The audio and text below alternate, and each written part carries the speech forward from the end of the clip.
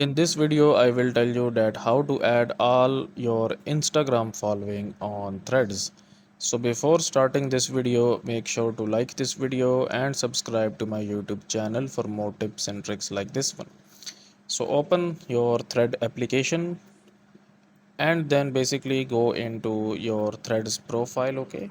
So here you can see that we are in our Threads profile. So tap on the two lines at the top right and tap on follow and invite friends, follow accounts from Instagram. So basically it will show you the list of all the people that you are following on Instagram. So which means that they are also following you back, which means that yeah, they are your friends on Instagram. So you can basically follow them right here, like this one, and this one, and this one, and this one, okay? So that's it for this video guys. If you find it useful, kindly like this video and subscribe to my channel, and I will meet you in the next video.